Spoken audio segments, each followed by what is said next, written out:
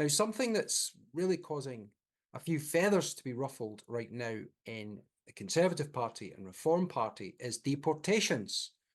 We've had Nigel Farage recently in an interview saying that he's not interested in talking about this, and this has got a lot of people very, very concerned that deportations might be off the table completely. Even a little backdrop into this, we've commented that under Labour, Tony Blair, David Blunkett as the Home Secretary, they were deporting 40 to 50,000 people in a legal way. They have the powers to do this even with the ECHR diktats. And now Robert Jenrick, the frontrunner for the Conservative Party in their leadership election, is talking about deportations. And over in America, President Trump is talking about millions of people being deported that are here illegally. What is your stance, please, and UKIP's stance on deportations? UKIP's the party for deportations. There you go. That took 2 seconds. I don't know why Nigel did that. It sort of started about Thursday of last week before the conference. The timeline is unacceptable for patriots and concerned citizens, and for those who are unashamedly right wing and who are Christian and who understand that we need to put Christianity back into the heart of government. It's absolutely unacceptable, but not surprising. It was the interview with Steve Edington, and Steve did a great job. I'm not sure why he didn't go a bit harder and ask why. Nigel responded, "You can't mass deport. Just forget about it. You just got legally, whatever. I don't know, madness. You can't do it." Simply not true. So my approach would have been, well, why can't we? Let's understand this, because obviously UKIP's going to be inundated with people saying don't split the vote and vote reform, and let's do a deal. And what these people don't understand is that Nigel doesn't want to do a deal. He's very unlikely to want to do a deal. Reform is very unlikely to want to do a deal. They're very authoritarian in that matter. Now, if they're authoritarian in the space that the party and myself operate in, then that's great. So we're going to pressure. The focus is getting our country back. But they're not authoritarian to the right or to the Christian vote. They're authoritarian to the liberal vote, to the establishment. That's what they do. That's constantly the message. That's constantly the branding. So there was an opportunity in that interview, which I think is quite important to highlight, is that I would have said, why? You're saying we can't mass deport. Okay, fine. That's just 14 years of the Tory government lying to us and saying that you can't do this because of ECHR and you can't do that because of lefty lawyers.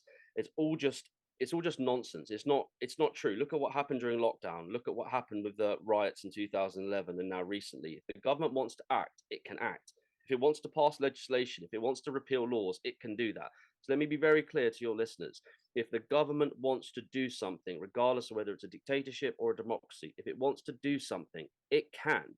It refuses to do so, which means either it's spineless or it's corrupt and it's being paid to. So let's ask Nigel the question, why can't we mass deport? The reality is that he wouldn't have had an answer to that. So UKIP's going to be the party of mass deportation. So let me answer the question in more of a broken down fashion. The reality is that the Conservative line of thought and policy and argument was that we need to curb immigration, and then you got things like net zero immigration, and this is from statisticians, this is from guys like Matt Goodwin, it's from all sorts of good people who just have this liberal line and this liberal rhetoric around reduction and curb and net zero. And of course on the right we are saying no, we need to deport X number of people, and I can break that down for you about who that would be, and that's a cost saving of X. Not that it's about money, but obviously culture and money go hand in hand sometimes when you're serving the populace. Of course, you have to talk about bottom lines. So Reform and Nigel have got this opportunity to say to the world, to America, to the country, to Europe, no more zero tolerance policy. It's not, we are so far past being at the start of a war or in a war. Absolutely deportations. And instead, the timeline with Reform is more and more liberal, more and more establishment, and more, I want the centre ground vote. The Tory party's finished. You're going to have all these Tory, 100,000 or whatever at peak Tory members. I want that vote. I want to be Prime Minister. I want to get into the establishment. You can't get into the establishment unless you're part of the three-party system. That is so abundantly clear through Nigel and so High Command at Reform and Reform's policy. It is so abundantly clear from its messaging, from its manifesto. It is so clear. What more do people need to see, whether they're backing reform, whether they voted reform, whether they're paying reform, i.e. through membership, whether they're a donor? What more do we need to see? So UKIP stance, you've got a million, forecasted 1 million illegals in Britain. And some of them are in hotels. So you've got 100,000 in hotels. That's 8 million quid a day. It's an enormous amount to the taxpayer. We've got homeless veterans. We've got people in dire straits, old age pensioners who are going to freeze to death this winter. We've got 8 million quid a day being spent on around 100,000 illegals in our hotels, which further breaks down communities. It further disgruntles average Joe, you, me, just the average guy on the street. It further breaks our soul. It further breaks our spirit. 100K deported, military operation. No violence. No one's hurt. I wouldn't, if a soldier had an automatic rifle and I was being told to leave the country and I was being deported, I personally would do as I was told.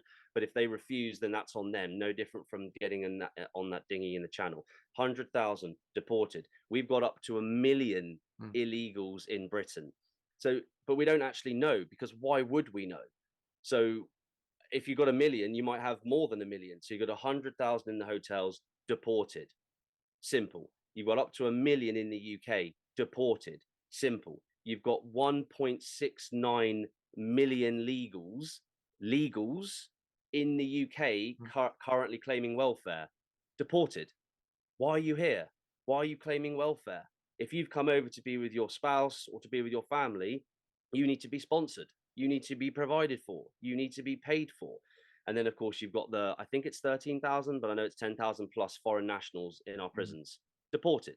So net effect, you've got a cost saving of X number of billion. It costs 20.3 billion to prop up out of work migrants in the UK. So you've got a cost saving of around 20 to 25 billion just via deportation, and you've got it's the 100,000 illegals. It's up to the 1 million in society, and you've got the 1.69 million.